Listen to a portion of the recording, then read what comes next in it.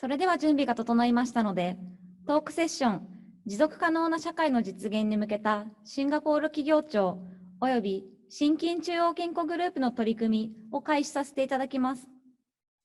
冒頭に理事長の柴田からも紹介いたしました通り、信金中央金庫では 100% 出資子会社である信金シンガポール株式会社を昨年7月に開業いたしました。信金中央金庫は信用金庫の中央機関として、中小企業をはじめとする地域の課題解決に向けた取り組みを信用金庫とともに行っております。信金シンガポールでは、信用金庫業界の東南アジア拠点としまして、現地の信用金庫取引先向けのご融資、日本食や日本製品のシンガポールでの販路拡大に取り組んでおります。また、信金中央金庫は機関投資家でもありますので、投融資部門の手掛ける東南アジア向け案件についてもサポートしております。なお、本トークセッションにおいては、英語と日本語で対談を行う予定としております。オンラインで視聴されている方におかれましては、画面下の通訳ボタンから日本語をお選択ください。それでは、信金シンガポール株式会社、五十嵐社長、お願いいたします。はい。ただいまご紹介いただきました五十嵐でございます。私どもは当地で開業以来、シンガポール企業庁をはじめとした現地政府機関との連携についても進めております。本日はシンガポール企業庁副長官のジェフリー・ヨー様、信金中央金庫の須藤専務理事を迎え、シンガポールと信金中央金庫が持続可能な社会の実現に向けてどのような取り組みをしているのか、それぞれから紹介いただいた上で、当社がシンガポールにおいて両者をどのようにつないでいくかお話ししてまいりたいと思います。さて、シンガポール企業庁はシンガポール内のスタートアップ、中小企業を含め幅広く企業サポートを行っている行政機関ですが、その副長官であります楊様に本日はシンガポール企業庁における SDGs、サステナビリティの取り組みについてお伺いしたいと思います。Good afternoon, Mr. Yo. Thank you for joining Shinkin Global Summit 2022. Thank you. Just a sound check. Can you hear me? Yes. So today we'd like to discuss about actions for sustainability in Singapore and those by Shinkin Bank Group in Japan. Could you introduce Enterprise Singapore and its actions for sustainability, please? Right. Thank you. Thank you, Igarashi-san, for the introduction. And thank you to Shinkin Central Bank for inviting me for this panel as part of the Shinkin Global Summit. As mentioned, I am Jeffrey Yo, and I'm an Assistant Chief Executive at Enterprise Singapore, overseeing the sustainability and enterprise finance portfolios. I've prepared a few slides, so I'll very quickly share a little on Enterprise Singapore and how we can play a role to connect Singapore companies and sustainability solutions with Japanese SMEs. Enterprise Singapore is an enterprise development agency under the Ministry of Trade and Industry. And our mission is to help grow and develop Singapore companies from startups to SMEs and high growth companies. We work with committed companies to build capabilities, to innovate, to internationalize in order to access global opportunities. Beyond enterprise development, our role is also to build trust in Singapore's products and services through quality and standards, as well as to establish Singapore as the leading startup and trading hub. I think today's discussion on sustainability is a very timely one. As you are aware, countries around the world are embarking on sustainable development and climate actions efforts. And we are seeing a rising awareness and demand for sustainability products and solutions. Enterprises are facing increasing pressure from various stakeholders like regulators, consumers, investors, suppliers, and even your employees to incorporate sustainability into their business practices. Now, enterprises that are not operating sustainably may therefore find themselves disadvantaged or losing out on business opportunities. So against this backdrop, it is critical for enterprises to integrate sustainability into their businesses and their business strategies to reduce environmental impact along their business growth. Now, by doing so, enterprises will be in a better position to optimize their resources, mitigate the risk, as well as to capture new market opportunities, both locally as well as globally. Therefore, as an enterprise development agency, Enterprise Singapore, one of our priorities is therefore to create future-ready and competitive sustainable enterprises. We do this mainly through three approaches. First, is through raising awareness of enterprises on sustainability through education and courses, and developing their sustainability capabilities in areas such as strategy, resource optimization and efficiency, standards adoption through our various programs. Second is through building a conducive sustainability ecosystem by leveraging different enablers such as standards, financing, and human capital to support enterprises on their sustainability journey. To do this, we extensively partner our industry stakeholders in Singapore, like trade associations, to drive sectorial change as well as to uplift sustainability capabilities of SMEs across different industries. Lastly, we support enterprises to seize new opportunities and to capture new growth areas by supporting them to innovate and develop new sustainable products and solutions. Last year, the Singapore government announced and launched the Singapore Green Plan 2030, which is a whole of nation movement to advance our country's national agenda on sustainable development. And the plan includes key efforts across multiple government agencies in areas such as increasing solar deployment, improving energy efficiency, greening our buildings, scaling up our EV charging infrastructure, and also, of course, reducing waste in Singapore.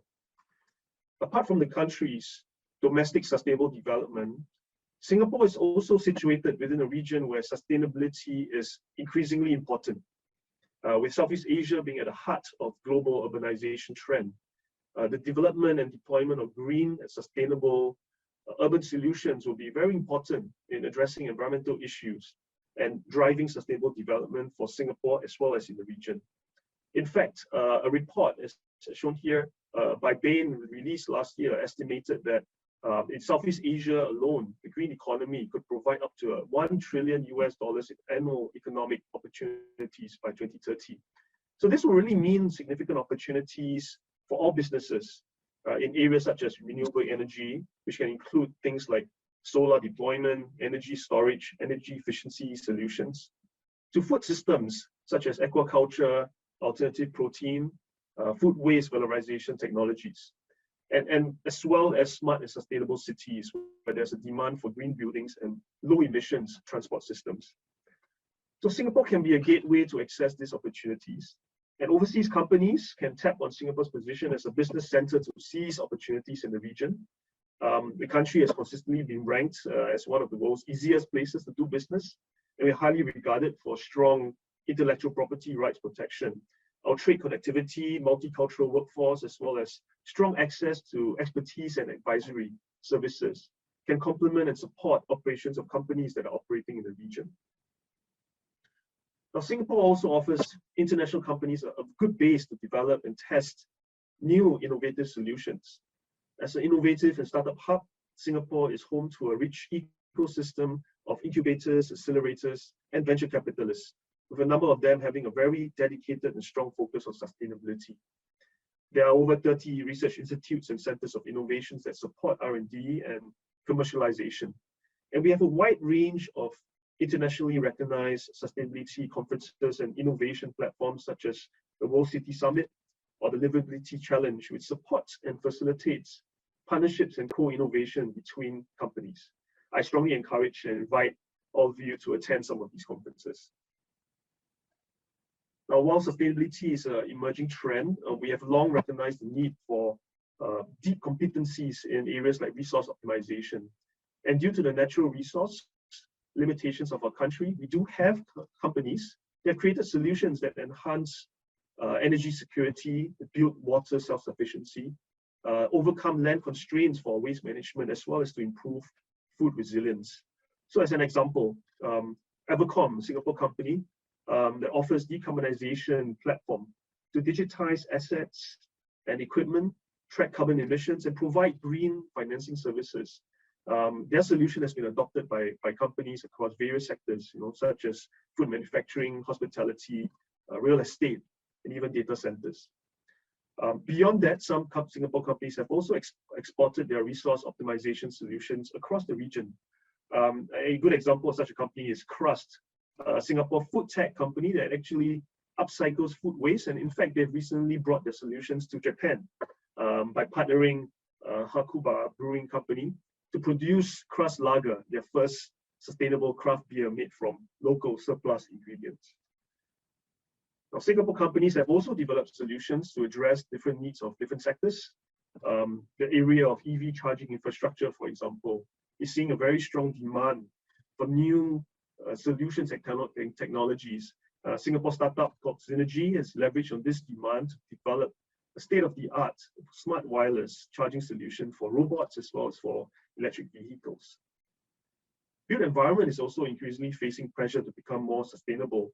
And Pan United is another example of a Singapore company that offers solutions such as green concrete and recently carbon mineralized concrete to reduce carbon footprint or carbon dioxide emissions of infrastructure projects.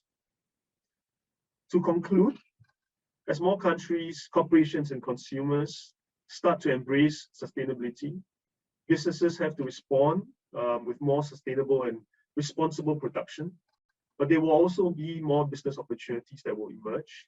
And to recap the two areas that I have shared previously in my slides, Singapore enterprises and solution providers can work with Japanese companies. In one area is in co-innovation of sustainable solutions. Japanese companies are welcome to consider Singapore as a destination to collaborate, to embark on joint research and development projects, to test bid solutions, or to participate in our open innovation challenges. On the other hand, Japanese companies that are looking for ready-to-deploy solutions, Enterprise Singapore will be happy to facilitate the sourcing through our network of Singapore startups and SMEs that provide such solutions. We welcome Japanese SMEs to partner Singapore companies to capture opportunities in the region, and I look forward to meeting some of you here in Singapore. All right, thank you.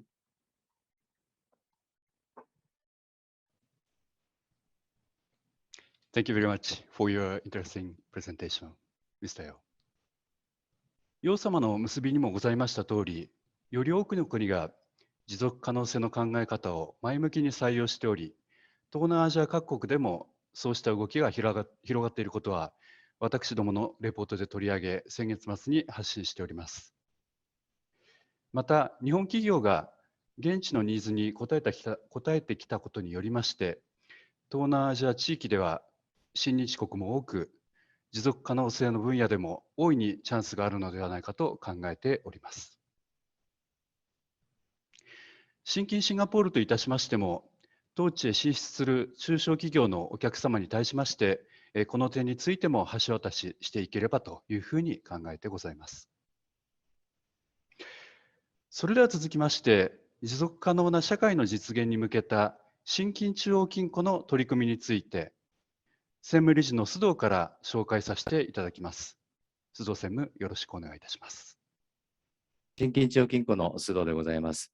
ちょっと先ほどこの場内でも音声が通じにくくなっており、大変申し訳ございません。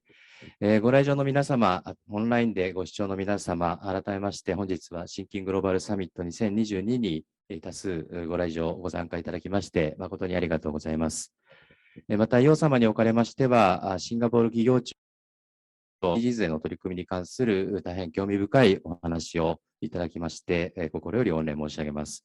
私からは最初に、持続可能な社会の実現に向けた我々信金中央金庫グループの取り組みについてお話しさせていただいた後で、先ほど楊さんからも何点か貴重なご示唆をいただきましたので、質問を意見交換をさせていただければと思っております。まず資料の1ページお願いします。本題に入ります前に、冒頭手前どもの柴田よりご説明申し上げましたけれども、信用金庫と信金中央金庫について若干補足させていただきたいと思います。信用金庫業界はこの図にございます通り、北は北海道から南九州沖縄まで254の信用金庫がございます。店舗数で7162と、役職員数10万人、それから900万人超の会員を要する巨大なネットワークを要しておりまして、預金量でいうと155兆円を有する一大金融グループかと思います。また、信用金庫は地域に根ざした金融機関ということでございまして、地域経済と一体となって経営に取り組んでございます。そして持続可能な地域づくりのため、地域金融機関を支える中小企業と信用金庫がともに SDGs に取り組んでいくということは、地元経済の発展、持続的な成長につながるものと考えております。目先の利益にとらわれることなく、継続、持続して地域経済を支えていくということは、信用金庫の使命と言えるものでございまして、信用金庫の理念である相互扶助、助け合い、それと SDGs の理念でございます、誰一人取り残さないといったものについては、極めて親和性、関係性の深いものだと考えております。2ページの方に、私ども信用金庫、信金中央金庫、略して信用金中金の概要をお示ししております。全国の信用金庫から預け入れられました豊富な資金を世界の金融資本市場において、有価証券運用ですとか、事業会社に対する貸し出しなどで運用させていただいております。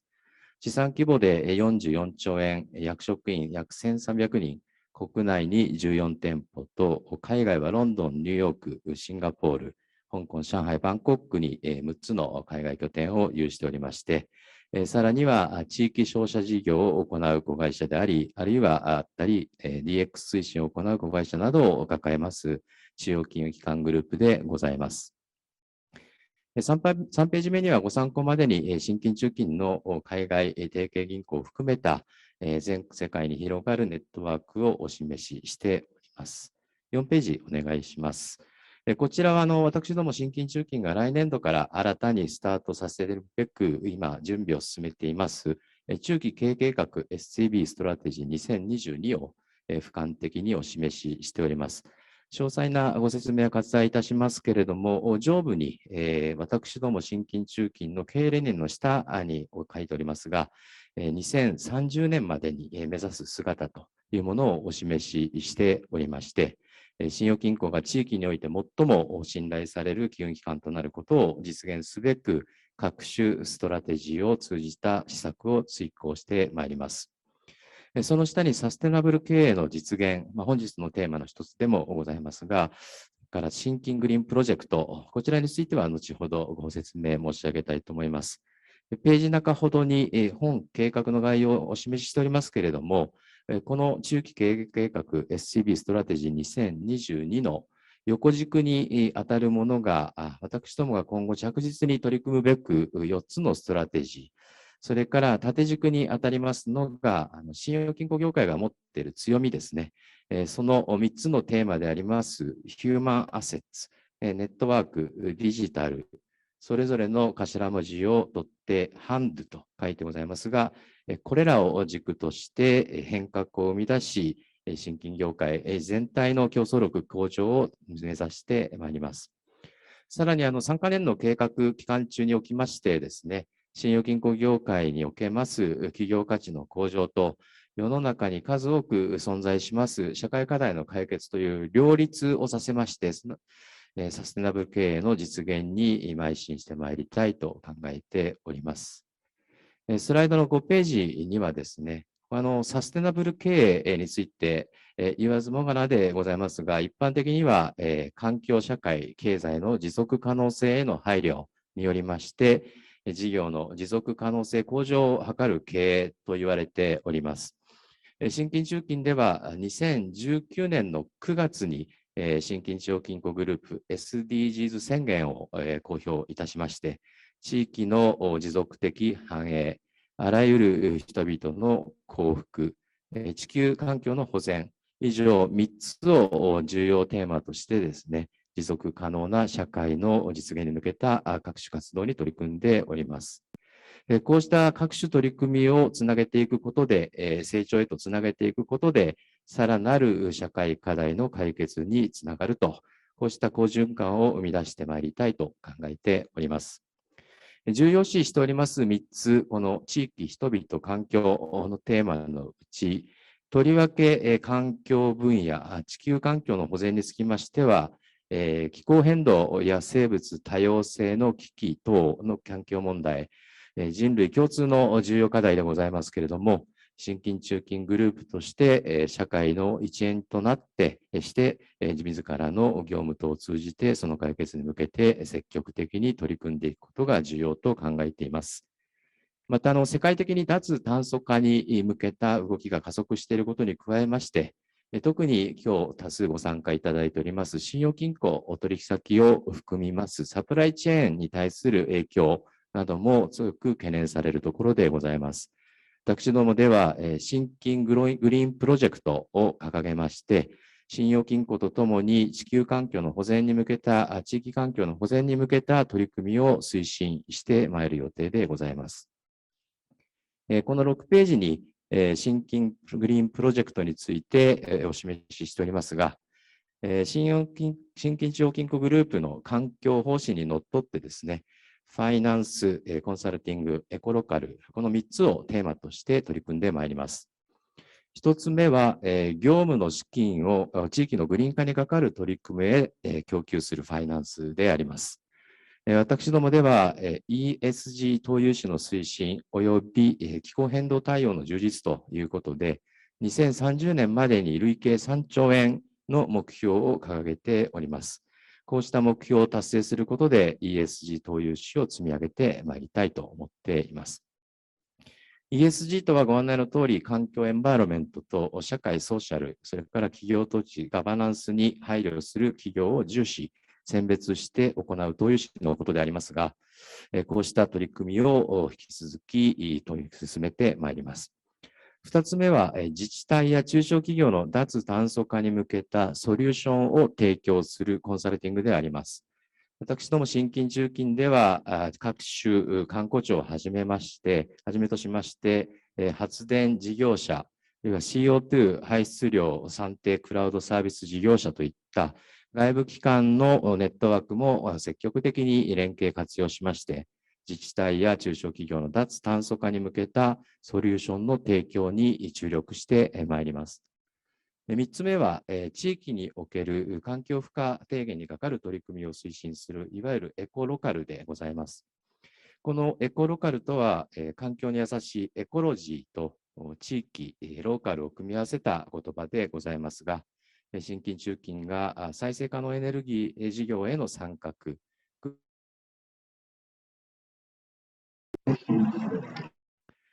これらの取り組みを通じまして、2030年には信用金庫が地域における脱炭素化を実現するキープレイヤーとなりまして、信用金庫といえばグリーンという業界ブランドイメージの定着を目指してまいります。最後に、地域経済エコシステム構想についてご説明いたします。スライド7ページにございますけれども、地域における脱炭素化を実現するためには、中央部に記載しております域内の事業者、信用金庫、地方公共団体といった各プレイヤーがそれぞれの役割を果たしつつ緊密に連携していくことに加えまして、外部の専門家でありますとか、発電事業者、エコマネ業者といった生きがい事業者等との多面的な連携が不可欠となっております。私ども信金中央金庫では、関係省庁等との共同によってですね、地域における脱炭素化に向けた各プレイヤーが多面的に連携競争する関係、いわゆる地域経済エコシステム、この構築に取り組んでおります。この地域経済エコシステムを基盤として、地域における新事業の創出、それに伴う信用金庫からの融資などによる資金供給をサポートすることにより、地域課題の解決を図り、もって我が国の地域経済社会に貢献してまいりたいと考えております。具体的な連携策などについては、今後順次リリースさせていただきたいと思います。私からの説明は以上でございますが、先ほど洋様から貴重なプレゼンテーションもいただきました。その中では、とりわけ中小企業に向けた支援を行っていくとのお話がありました。このあたりについて少しご意見を掘り下げていきたいと思います。Hello, Yo-san. Thank you for today's insightful remarks. Can you hear me? Yes, I can hear you. Thank you. Yes, regarding to your remarks, I have one question. In your very impressive presentation, you introduced a food tech company Crust and food waste valorization. In Japan, the efforts to reduce food loss are being actively pursued at various levels, as you know, including by local governments and SMEs. In the second part of today's Global Summit, a managing director of SME that produce edible tableware and cutleries made mainly from potatoes will introduce his company's action. For those companies, we'd like to highly appreciate if you could give us some advice or suggestion in making a presentation to hotels, restaurants, or hawkers, perhaps with taking into account the national character of Singaporeans. Thank you, Sudo-san, for the question. Again, can you hear me? Yes, I can hear. Yes, thanks for the question. Indeed, food waste is considered one of the largest waste streams in Singapore. And the Singapore government is working quite closely with the industry partners and companies to drive adoption of solutions which can address this problem. At the national level, relevant agencies such as the Singapore National Environment Agency have developed guidebooks to help companies, especially food manufacturers and food retailers, to develop food waste strategies and to help them understand how food waste reduction solutions can help them reduce their business costs. The agency also provides funding support to businesses for the installation of solutions like on-site food waste treatment systems on their properties. Now, beyond the efforts by government agencies, the corporates and companies themselves in Singapore are beginning to launch their own pilot projects to demonstrate the economic viability of some of these food waste valorization solutions.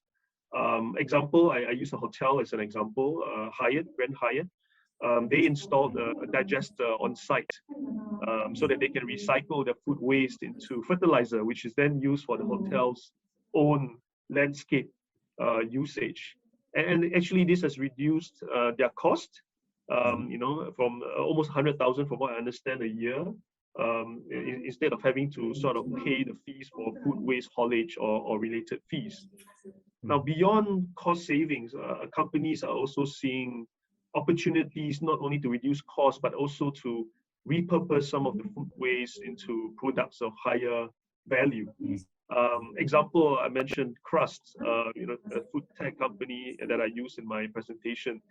Indeed, they use unsold leftover bread and fruit peels and make that to turn it to beer and sparkling water. So I think that has basically allowed them to create a new revenue stream.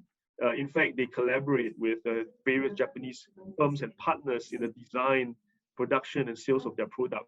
So I think ultimately, increasing the adoption of sustainable solutions among SMEs, such in the area of food waste, the solutions will have to be able to demonstrate tangible benefit to the company, whether or not it's to reduce business costs or to provide them with a new or additional revenue stream. Right. I hope that answers your question. Thank you.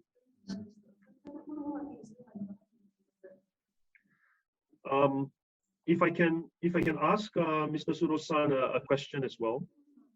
Yes, please go ahead.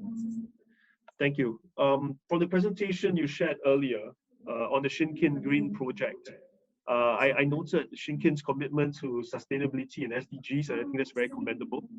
And it goes beyond financing into areas such as providing consulting and and encouraging eco-friendly initiatives.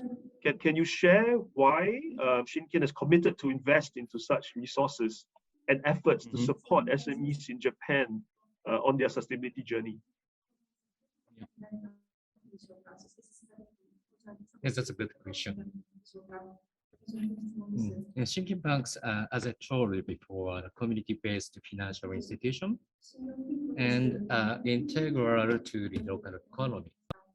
The development and the prosperity of SMEs, which support the local economy through their commitment to sustainability and the SDGs, means securing employment in those regions and sustaining and developing the economy, which in turn leads to the sustainability and development of Shinkin banks. Supporting the local economy on a permanent basis, not just for short-term profit. This is the most important key factor for Shinkin banks. Now I have another question to Yo-san. Is it okay? Yes, thank you. Yes, according to your explanation, that you have expressed Singapore as hub for sustainability in the region, and hope the Japanese companies will use Singapore as a base for the expansion in Southeast Asia. On the other hand, in Shinkin banks, for example, Tama Shinkin Bank encourages the Tama Blue Award for outstanding technologies and products, and Tama Green for a new business model with the aim of contributing to the revitalization of local SMEs and the promotion of the local economy. In 2021, a company that developed an instant drying and crushing system for foodstuffs received the top prize of the Tama Blue Award in the product and the technology category.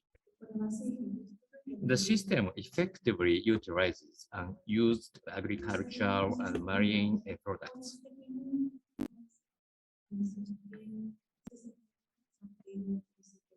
We believe that Japanese SMEs with such advanced technology and contribute to solving social problems in Singapore and Southeast Asia. In case that Japanese SMEs with strong technological capabilities seeking to expand into Southeast Asia with using Singapore as a launch pad. Could you tell us how can Japanese SMEs and startups tap on supports by Enterprise Singapore or Singaporean financial institutions? This is my second question. Thank you for the question. Indeed, Japanese and Singapore companies can be good partners to embark on co-innovation. And as two countries face very similar urban challenges, and I think it was earlier shared in the earlier keynote about aging population, and the increased focus on health and wellness and the increased demand for food traceability. So these are similar challenges that we face in Singapore as well. And as I shared in my presentation earlier, for Japanese SMEs that are looking to co-develop and test their ideas in the lab to conduct pilot trials in Singapore, Enterprise Singapore's Tokyo Overseas Center can help to facilitate the search for suitable co-innovation partners that's residing in Singapore. For instance, we can connect Japanese SMEs that are interested in co-developing solutions with some of our centers of innovation, who can help them actually match local providers as well as to work on co-innovation projects. We can also connect Japanese SMEs to our universities and research institutes that will be able to offer some of their expertise in early stage R&D, particularly in the startup space, in emerging areas. And this could even be more long-term emerging areas like carbon hydrogen or CCUS, for example. And lastly, we welcome Japanese companies to work with our Singapore providers to address problem statements from large corporates in Singapore that participate on some of our open innovation platform challenges. And I think that would lead to some real, hopefully, solutions that solve real life problems and they can be actually deployed and adopted by corporates.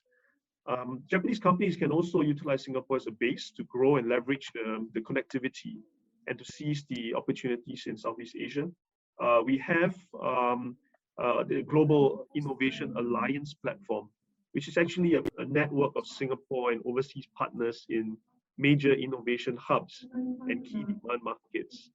We have a partner in Japan called Leaf and Nest, and they are a Japanese accelerator that has offices both in Tokyo as well as in Singapore. And they will be able to provide a one-stop support for Japanese technology startups to enter Southeast Asian markets and assist them to set up in Singapore as well. So these are some of the different stakeholders and platforms as well as entities that I think Japanese SMEs and startups can approach for assistance. Thank you. This sounds interesting. Maybe one last question from me, Mr. Sudo-san, if you don't mind. Yes, my pleasure. In my earlier presentation, I highlighted the potential sustainability opportunities that could be captured in Southeast Asia. I think we spoke about that quite a fair bit. And given that both Singapore and Japan have been building capabilities in sustainable technologies, there are certainly synergistic areas where Singapore and Japanese companies can work together to develop and deploy technologies that can drive sustainable development and capture opportunities in Southeast Asia. Could you share some of the key areas and strengths that you've observed Japanese companies have that will be applicable in this context? Thank you. Yes, thank you very much. Very interesting question, Yo-san. Japanese manufacturing established a position in the 20th century with a high reputation for its technology. And in the 21st century, it has expanded its manufacturing and sales base to Southeast Asia and other parts of the world. Automobile, motorcycle, and other companies have expanded their operations in Southeast Asia. And these companies have also shown a strong awareness of sustainability as explained in today's presentation. Together with the small and medium-sized enterprises that support those companies, I believe we'd like to contribute to the sustainable development of Southeast Asian countries, including Singapore. Thank you very much, Mr. Yo. It's very interesting to learn about actions by Enterprise Singapore to promote sustainability. Shinkin Singapore Private Limited is now organizing business matching events between Japanese SMEs and Singaporean entities. I am very much looking forward to collaboration with you on those actions. Also, Shinkin Central Bank has set up its own matching platform for business negotiations, in which already thousands of our clients have onboarded. I'd like to extend the invites to Singaporean companies as well. Thank you for the kind invitation. Very hopeful and excited about the upcoming business matching sessions between Shinkin Central Bank clients and SMEs together with the Singapore solution providers. We hope, and personally I hope, that this will accumulate in meaningful business collaborations between Japanese and Singapore SMEs that will contribute to our common sustainability goals. Thank you very much. Thank you very much again, Mr. Yo. 本日のお話の通り、シンガポール企業庁をはじめとした連携先と信用金庫業界は、中小企業の皆様の SDGs への取り組みを強く後押ししてまいります。また、シンガポールにおける取り組みにつきましても、鋭意発信してまいりますので、引き続きぜひよろしくお願いいたします。本セッションは以上となります。皆様、どうもありがとうございました。